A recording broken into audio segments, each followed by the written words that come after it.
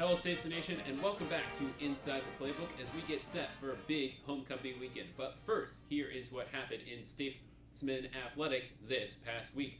First, we'll start with football that was away against Central Methodist down in Fayette, Missouri. The team unfortunately came up short. A 14-12 decision, a chance to tie it on a two-point conversion, was stuffed by the Eagles defense, and so the Statesmen take the loss. Ben Sherman led the team with 194 yards, while Demarion Hunter and Jace Neugebauer each tied with 5 total tackles to lead the team. Meanwhile, Shotgun, another pretty successful event as the team went to the Grandview event, and they placed second overall out of 8 teams, so more trophies and hardware for a program that just competed in its second event. Congratulations to Todd Heaton and everyone on the team for another successful go there. As then cross country competed at the Graceland Invitational. The men as a team placed third out of 4 teams, with Ruben Perez Rodriguez finishing 10th, the highest runner for the Statesmen. The women did not have a team score, however Michaela Kmek came home with a 9th place finish in the individual category. Bowling was at the Midland Open, and both men's and women's team took home the top prize as they collected their first trophies in their first event of the season. Albert Liggins came up with a 5th place finish for the men's team atop the individual ranks, while Destiny Ruttman came back 3rd for the women's side. Good work by Brandon Brooks and company there in, again, their first event of the season. Men's soccer had 2 games of the past week, and an early penalty given up to the Pioneers of Mid-American Nazarene saw the team lose away in Olathe 1-2-0, but they bounced back nicely over the middle of the week as they put Mount Mercy away 3-1, courtesy of scores by Nick Serrano, Luke Andrews, and Milton Magana. Meanwhile, men's golf was the only one swinging away on the golf course, and they placed 8th out of 15 teams in the NAIA preview event at TPC Deer Run, with Spencer Tucker coming back with a 25th place mark to top the individual marks for the Statesmen. Moving forward, your homecoming week will be pretty busy, as obviously football will be at home. They're taking on the Vikings of Missouri Valley, kickoff at 2:30. Shotgun teams will be at Co for a individual duel against them. Bowling will be at the Iowa Central CC event, while men's and women's soccer will be at home Saturday against Baker. Women start at noon, men at 2:30, while then in the middle of the week, both teams will again be home as the Statesmen will host the Pirates of Park for the first time as a Heart of America Athletic Conference foe. Those kickoff times will be at 5 and 7:30. Men's and women's golf will also be going down together to the Heart Preview this time at the Golf Club at Creekmore. That will be October 5th and 6th in Raymore, Missouri, as they take a look at what the conference tournament course will look like. And finishing up, volleyball will have a home match on Saturday at 6 o'clock as they welcome Peru State as they get their season going once more and the Penn Activity Center, while then tentatively Clark will be the following match in the middle of the week away to the Pride. That is Tuesday at 7 o'clock. When we return, we'll have head coach Todd Hafner with us, along with Ben Sherman, to talk a little bit about football and what homecoming week means to William Penn. You are Inside the Playbook. Welcome back, Statesman Nation, and now we have head coach Todd Hafner, joined by senior Ben Sherman as well. Guys, great to have you here on this Thursday as we enter the homecoming schedule and the homecoming week. How are you doing on this Thursday? Great day. It's nice outside. It was a little windy yesterday at practice, but other than that, we're ready to go. How are you doing, Ben? I'm good. How are you? Doing well, thanks. So, Coach, let's talk a little bit about last week. A long trip down, not super long, but down to Central Methodist and to Fayette, and it was a close one, 14-12, just the wrong side of the scoreline. What did you think out of the effort there from last week's game? I thought our effort was great. I mean, all the way down to the very end, we scored late with 4 minutes left and missed the 2-point.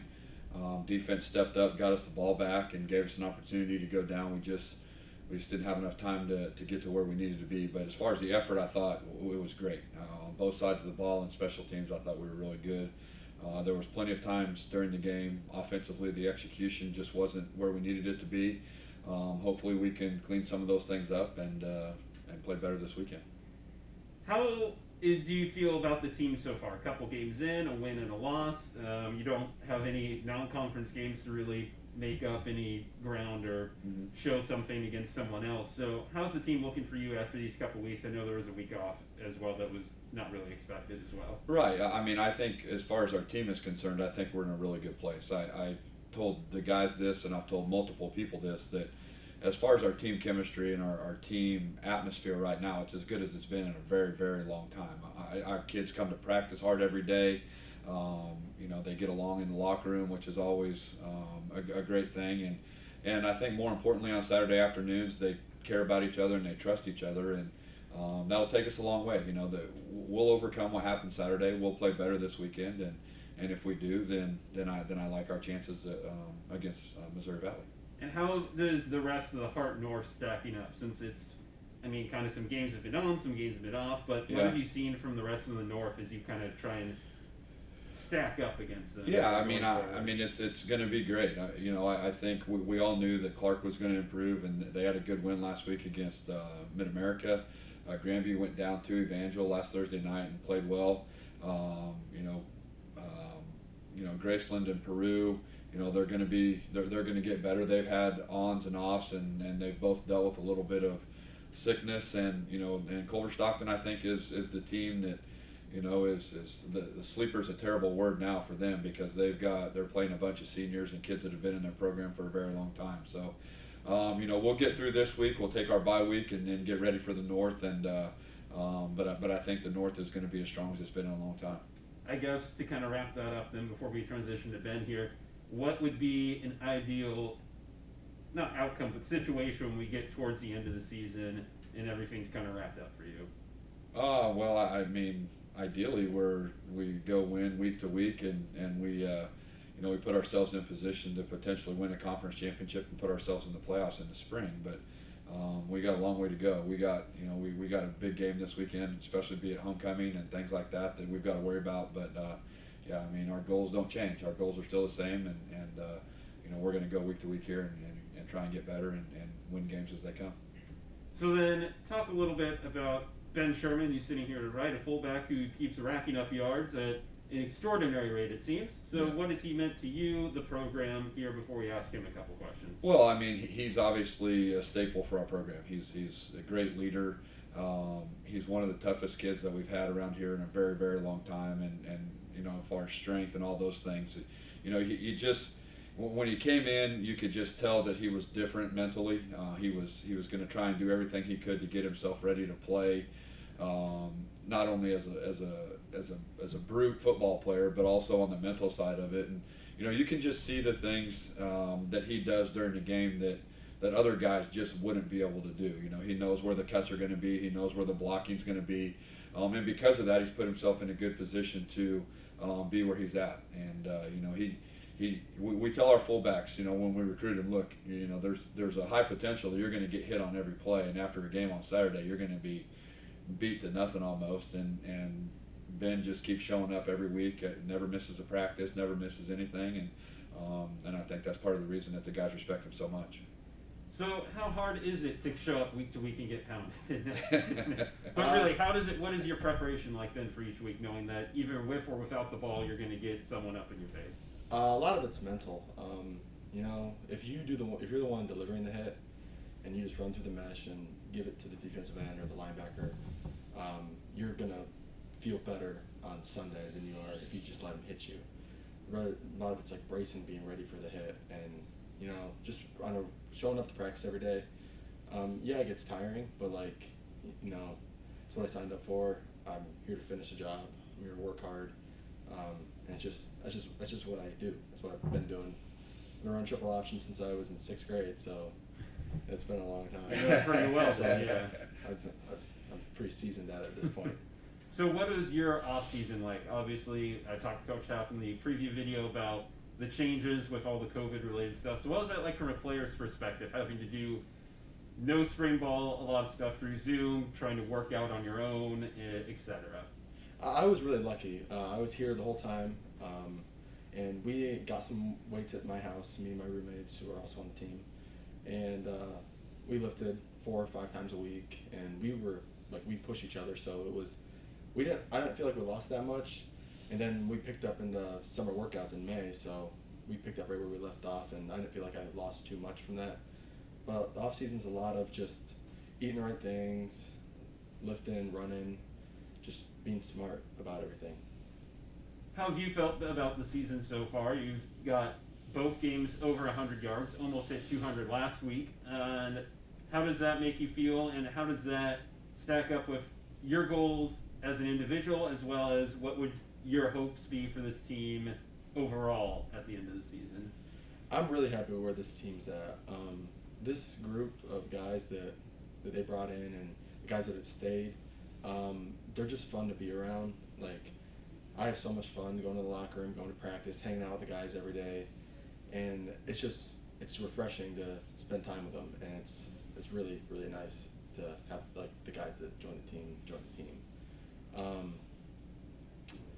For like later this year, I have personal goals, but like the end goal is to win a conference championship, win a national championship.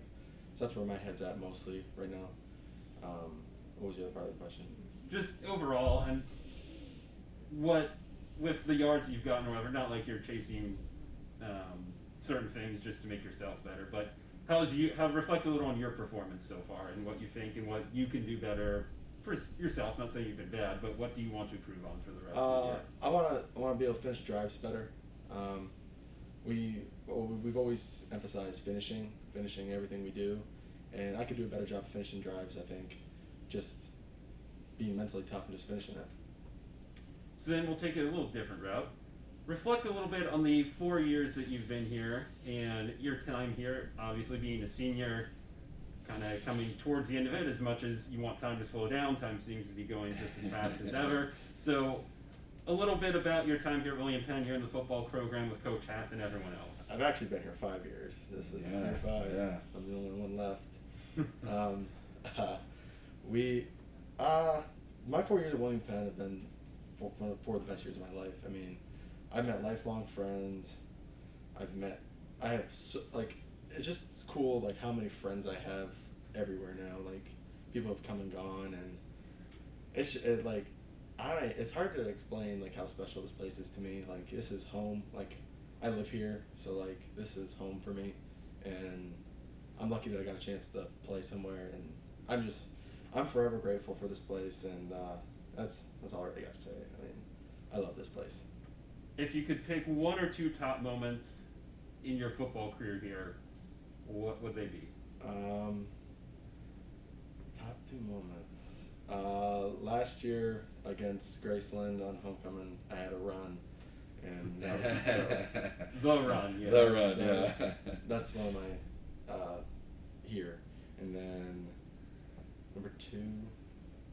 Not number 2, but it was actually my redshirt freshman year when we won conference. Like, I mean, I didn't play, but like I practiced every day, and like that meant a lot to me that we won conference that year. Then going forward after the season, what can we expect to see and hear out of Ben Sherman here, and what would you like to see happen for you? I got a bunch of stuff I'm gonna do. Yeah, I might try to get into the master's program here with the strength conditioning staff. I might move with my girlfriend somewhere. We might stay here. There's a bunch of stuff that could happen. But after season, I mean, you'll see me around. I'll be around until graduation. So we'll see what happens. Do you want to keep trying at the football world, or is that just going to be... If the opportunity presents itself, I will. But, we'll see. All right. We'll see. Then we'll ask you both the same question, as it is homecoming weekend, Missouri Valley coming to town, and what does a home game during the homecoming weekend mean for you two, as well as the fans, and just the type of atmosphere that it brings? For me, it means a lot, like, because you get to see the people who played before you. That's a big thing for me, is like, I don't want to say idolize, but like, these guys came before us, like, you want to carry on a tradition that they started, and I love seeing all my old teammates coming to town and meeting guys that, like, I've heard about, and it means a lot. Like, I want to go out there and get a win for not just my team, the team I play with, but the guys that played before me. Yeah. For me, it's all like Ben just said. For us to be able to see players that come back every year, and even all the way back, to when my dad played here, and even before that. I mean, I've got to meet a lot of people that played here and that really built this thing way before we did, and so that's the fun part. Obviously, we like to play the game, and we go out and we try and win the game, and but it's enjoyable just to see everybody come back and reminisce about some of the times. We were supposed to honor the 2010 conference championship team this year, but with everything that's going on, we're not going to be able to do that. But it would have been great to be able to see those guys and have those guys come talk to the team and give some knowledge about what that season meant to them, and so we'll get to that at some point. But right now it's just about seeing guys that come back and have the opportunity to come back and playing for them, and hopefully we can again go play well and do what we need to do. Then let's focus on this Saturday then. Missouri Valley Vikings rolling into town. Yep. And how does the Statesmen game plan look like for this Vikings team as they come in? Well, they didn't play the first 2 weeks, so we don't know. You never know if it was because they had some sickness or because the other teams had some sickness. We don't know that for sure. But watching them play last week, you would have thought that they'd been playing. They were pretty well polished on offense and defense. They were flying to the ball defensively. They scored 38 points and played 3 different quarterbacks that all were very successful at what they were doing. Special teams wise, Coach Troth always has those guys lined up and ready to play. And so, we've been fortunate the last couple of years to play very good against them. But this team's a little different. They've put a lot more speed on the field on defense, which is very noticeable on film.